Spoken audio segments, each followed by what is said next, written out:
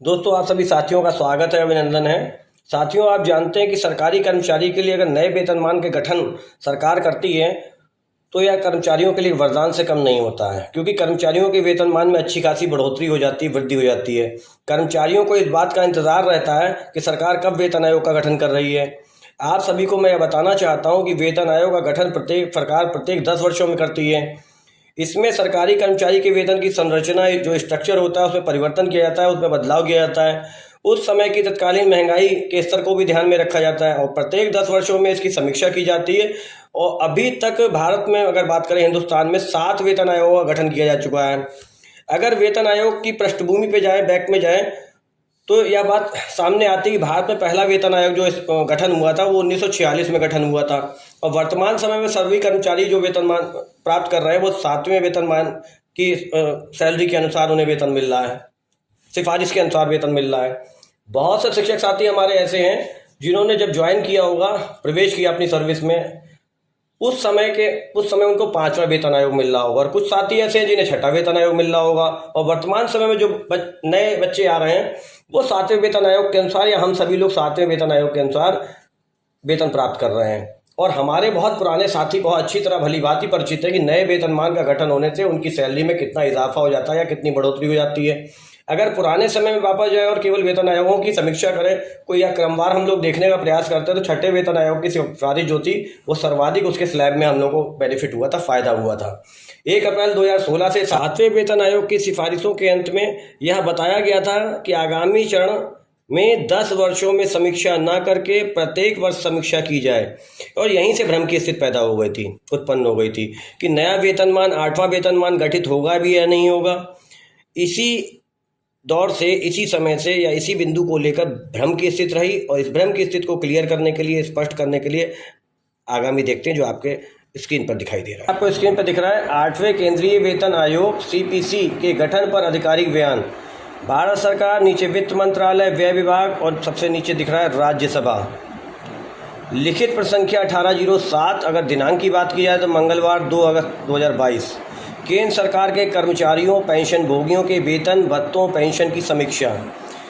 ये श्री नारायण भाई जी राठवा जी हैं। इन्होंने प्रसंख्या 1807 पर प्रश्न किया था वित्त मंत्री जी से राज्यसभा के अंदर, और जो प्रश्न किया था उसको समझते हैं। प्रश्न था, क्या वित्त मंत्री जी यह बताने की कृपा करेंगे, अब ये देखिए प्रश्न क्या है, क्या यह सच है कि सरकार, केंद्र सरकार के कर्मचारियों और पेंशन भोगियों के वेतन, भत्तों और पेंशन में संशोधन के लिए 8वां केंद्रीय वेतन आयोग CPC का गठन नहीं करने पर विचार कर रही है?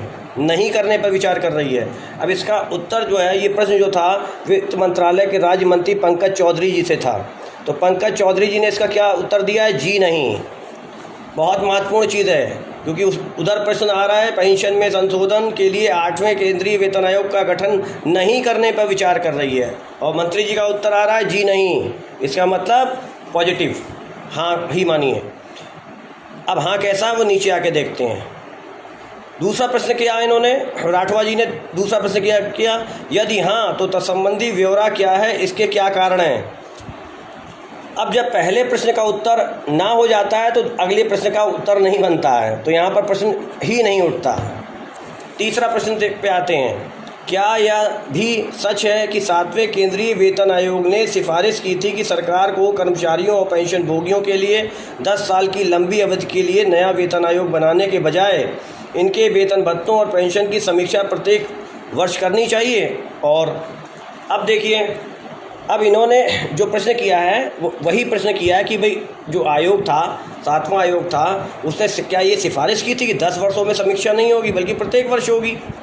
अब इस पे क्या कहा है मंत्री जी ने, पंकज चौधरी जी ने, 7वें केंद्रीय वेतन आयोग के अध्यक्ष ने अपनी रिपोर्ट अग्रेषित करते हुए पैरा 1.22 में यह सिफारिश की थी कि जो मैट्रिक्स को 10 वर्षों में लंबी अवधि की प्रतीक्षा किए बिना आवधिक रूप से पुनरीक्षित किया जाए, इसे एक्रॉयड फार्मूला के आधार पर पुनरीक्षित और संशोधित किया जा सकता है, जिसमें ऐसी उपयोगी वस्तुओं के मूल्य परिवर्तनों को विचार के लिए शामिल किया जाता है जो सामान्य व्यक्ति की ज़रूरतों में शामिल होती हैं, जिनकी शिमला स्थित श्रम ब्यूरो आवधिक रूप से समीक्षा करता है। सुझाव यह है कि नए वेतन आयोग की प्रतीक्षा किए बिना उस मैट्रिक्स को आवधिक रूप से संशोधित करने के लिए इसे ही आधार बनाया जाना चाहिए।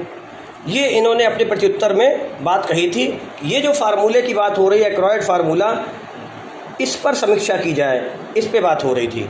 अब अगला प्रश्न पे आते हैं। अगला प्रश्न क्या कहता है, यदि हाँ तो 7वें केंद्रीय वेतन आयोग की सिफारिशों को अब तक लागू न करने के पीछे कारण पूछा गया है। तो इसका जो जवाब दिया है मंत्री जी ने, कहा है 7वें केंद्रीय वेतन आयोग के आधार पर वेतन और भत्तों में संशोधन के लिए अनुमोदन प्रदान करते समय केंद्रीय मंत्रिमंडल द्वारा इस मुद्दे पर विचार नहीं किया गया। इसका मतलब है जो तीसरा प्रश्न था कि आप 10 वर्षों में समीक्षा न करके प्रत्येक वर्ष समीक्षा की जाए, तो वो जो प्रश्न उनका आया था वहाँ उस पर विचार नहीं किया गया, कोई विचार उस पर नहीं हुआ। इसका मतलब है कि जो आगामी आपका वेतन आयोग के समय में भ्रम फैला, ये एक्रॉयड फार्मूले के अंतर्गत फैला और ये प्रतिवर्ष इसकी समीक्षा की जाए, इस पर भ्रम की स्थिति थी।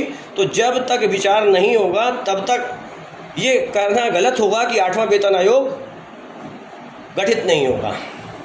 वित्त मंत्रालय इसी दिशा में कार्य कर रहा है। उम्मीद है कि भविष्य में अच्छी खबर मिलेगी हमारे सारे कर्मचारियों को, हमारे सारे साथियों को। अगर आपको मेरी ये वीडियो अच्छी लगी हो तो आप इसे लाइक करिए, सब्सक्राइब करिए और शेयर करिए। बहुत बहुत धन्यवाद साथियों। अच्छी उम्मीद के साथ, अच्छी आशा के साथ, अच्छे विश्वास के साथ कि इस 8वें वेतन आयोग का गठन की सूचना हम सभी लोगों को अपडेट जल्द से जल्द मिले और ये गठित हो, इसका लाभ हमारे सभी साथियों को मिले। Thank you very much. जय हिंद।